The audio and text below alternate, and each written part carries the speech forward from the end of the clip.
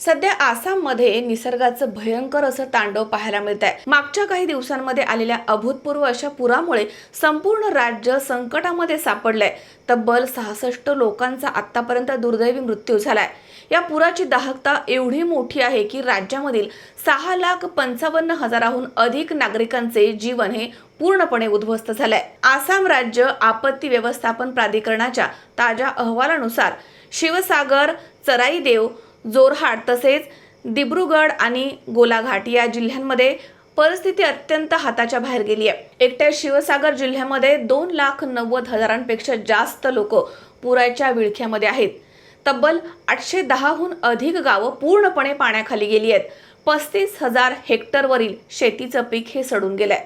अनेक ठिकाणी महामार्ग पाण्याच्या खाली गेले आहेत, त्यामुळे संपर्क तुटलाय आणि जीवनावश्यक वस्तूंचा तुटवडा निर्माण होऊ लागलाय। हा पूर केवळ माणसांसाठीच नव्हे तर तिथल्या मूक प्राण्यांसाठी देखील कर्दनकाळ ठरलाय। जगप्रसिद्ध अशा कांझीरंगा राष्ट्रीय उद्यानाचा मोठा भाग पाण्याखाली गेलाय। वन्यजीवांना जीव वाचवण्यासाठी उंच भागाकडे स्थलांतरित करावं लागलं आहे। पुरामध्ये अनेक प्राणी बुडाल्याची भीती देखील वर्तवली जाते।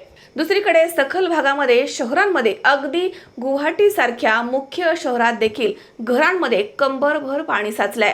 या भीषण संकटामध्ये भारतीय लष्कर आणि NDRF आणि SDRFची पथकं देवदूतासारखी तिथे धावून गेली आहेत। लष्करानं ऑपरेशन जल राहत अंतर्गत हजारो लोकांना सुरक्षितपणे बाहेर काढलंय। सध्या राज्यामध्ये 274हून अधिक मदत छावण्या उभारण्यात आल्या आहेत। तिथे नागरिकांना अन्न, औषध आणि पिण्याचं पाणी पुरवलं जात आहे। पंतप्रधान नरेंद्र मोदी यांनी मुख्यमंत्री हिमंता बिस्वा शर्मा यांच्याशी चर्चा केली आहे आणि केंद्राकडनं सर्वतोपरी मदतीचं आश्वासन दिलंय। आसाममधील परिस्थिती सुधारत असली तरी देखील त्यांचं झालेलं नुकसान हे भरून येण्यासाठी खूप वेळ लागणार आहे। आसामच्या या संकटामध्ये त्यांच्या पाठीशी उभं राहण्याची आता वेळ आली आहे।